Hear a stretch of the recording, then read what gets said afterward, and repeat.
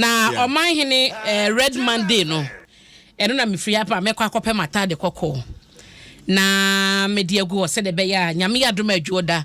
metumi ahye tan se wo hwe se de ekɔ ne se de a wo nyina woni atade kokko o se woni atade me wo batwe na special Monday nti wo se me pɛ me hye da pɛ special atade kokko foforo ebe depend bi a meto ana se me pam ebe depend se na Wednesday enti na kosi joda de because se de keka koye o mampani che se momma no kwan ayire so na watwe nsɛm na mfa nwie yera kenofrata mfa nwie IMF kita wodi no na kyerɛ sɛ by joda ne de ken ne ken na onkoye kwa wo himfa na ofi mia oboko obo onim kwa pepiase abetifi pepiase okay ehona papa Cambodia okay ehona oku school oko pepiase Presby JHS okay 1993 papa Cambodia okay into 93 year group no 93 no na mo JSS oh yana usa okay what dey Dwaso there's a papa Cambodia sab na yeken Fojo. Oh, that's my friend Kai. There's a papa Cambodia 93 year group. I was pepiase what you say 4th November 93 squad ni nyina no omo Asia. Ewen. Ko pepiase. Oh, okay. Omo mate ne ba ko Elizabeth Animua ne maame afrim. Oh, uncle say. Nti ko pepiase Presby JHS 1993 squad ni no. Oh, sir, 93 na wen. Udetie. 93 na wen. Be 2008 2009 no se me koye radio wo High FM na wa betifi. Ye bisa ne say onim Zoom Lion for you say Zoom Lion for office na wo ba bia na High FM wo no. If you want man wo rap pepiase o. Ye ka 93 asem so ka 2000. Ni wo abetifi asa wo kɔ abetifi amusie ho no. Ehwa na High FM. 93 na wen. Nti no we de Elizi ye man hyeden why mo kokɔ so mo ne nyame nkɔ. Na ye ne da ben. Papa Cambodia ma mincha or say 4th November. Oh, say ye call Adom praise and me ko jarum. Now they then. Ye call Adom praise Papa Cambodia and come be jado do call dia medium one. So share. Is say you abetifi bronya onim Daily Graphic. Me nko mo. But ajoda abese ready no. Obese. Na me ni bi kwa ma ko bobese. Me da se. Ani braba. Mama fa won sase wo Daily Graphic da obokrata mu na finance minister chese ne to den na seja wonim se bi mo so ka se omo piti nipa se wo kwa oba betina sa konwa nso krofo so omo piti nipa na papa yi ni ho ba betina ho nom no ebi kura ka se nke be ya wo kwa se ne wo deputy minister so wan ko mo nto aso meti se opanya on ne di nkomo yi na obobo professors bi din ni ade professor SSB and a professor Aka enti ebe ye you nyame ho meda senti Daily Graphic wo hwe anima se ya asama da ha ye papa kwa me pianim na wode to Ghana ni bia nim ese ba bia duro no eto je se Ghana ni bia beta ban na chi na oman sikasem no agane na som papa yi se wo hwe mu a eba no sikasem ni emuntotoye oye economist a ni tima bobel na wakasa nyina no wakyase ne no Ghana tibia no oman ni wo mu ne enyoma eto oman no ani enyan ano so den enti ne nyina mu no wosese ebeye yepa na enyoma betoto ne kwamu a na ewosetemamofo nyina so kabom enti wo famu de bia wo ye efa ne tokroko a wo hyem ne ba bia wo se ye dwana wodi a hunu se de anamo na wutuo no wo ya ban ne bi enti wo so betu anamo na de aboa se mo de todwa se PURC wo manya 25 years enti wo de lectures bi hye so ho na ye papa yi de ensem no ekoto dwa wose aban na monto se IMF no so no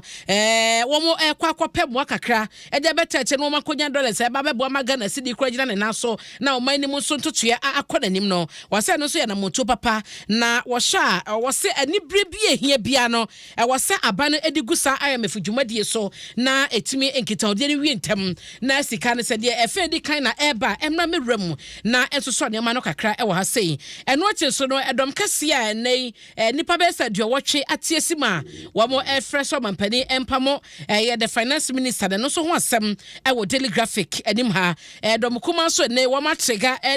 vote censor ye wo de etia the finance minister no eno so ho asem e wo daily graphic enim hanom na nkitahodi a enra no pe beto dwaye ono abokojo ponkroma ebeka sa ban no se nkitahodi ase enra no e de ato mu ama obi bia omata se omani sika se beja ne naso mo nyomo eye sa meetings no ene banks ahodo e na forest bureau ahodo ni nyina no wo mu nyina so ache se wo mo eyo mo fam de betoto nyama se de beye na ebema omani sid na etito fam no watumi agina ne naso kakra nti ado so ho asem e wo daily graphic da bokrata mu a won saka katafeto so dunsia ene edun so ho na ensem yi e wododo pa obekenkan mu e di amame Mame fanko daily guide na yenhwe ehanso na wotietie mu a ene na abeto dwa se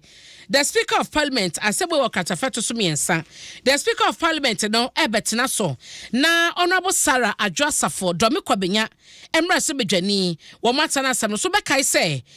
July bosumi atwam afie mu no ne da neto so duonu wotwe na the Speaker no Aban Bagben eche se wo tu ruling atemu na ka wode ba ebra emra se bedwafie dom kese ne dom kuma nyina di ho komo ye ho debate to adwene efa se wo mo ama emra se bedwafie eya settings base dunum ni eche na ye mpanyifo miensa wo mo to sa de fe mpanyifo miensa nyina ma emu mienu baaye ebeyi wo mo ho ano de enti e wo mama ona bosara Adwasafo akonya bia na wo se abedwakwa wo mo te wo mrahye bedwafie no mo yesa hwehwemu no wo mo ebeto sa frɛ no abeyi ne ho ano no wo mo ma ne sa konya no wamfa nya dwuma enti akwakoto se committee no recommend say ni seat no parliament and as speaker and declare no vacant na just say honom no enche so omo nim mrahye bedwani bia wo honom na by election mo na yekeka kono na July 28th and speaker yes say otu aseda and omo kwa ahomegiem enti so mo resume this week no enne na mane no eche say wo bekọ na temu atwato no odiaba say obe declare Adwasafo seat no vacant na by election akoso mo fie menu adi anim no makwakoto aba ana say omo de ne bone ebeche no enne speaker ebeka ho asem delegate abokrata de ho asem ato katafa etoso miensa enti wo saka obetumi akenkan bia mame na eno achi so no okay MPs ne dia no aso eno so ewo ha na banks na forest operators no so a wo ma hyebo so bobeboa amasid na jane na so no eno so ho asem ewo delegate abokrata emu na wo hwe katafa etoso nsia ha se ya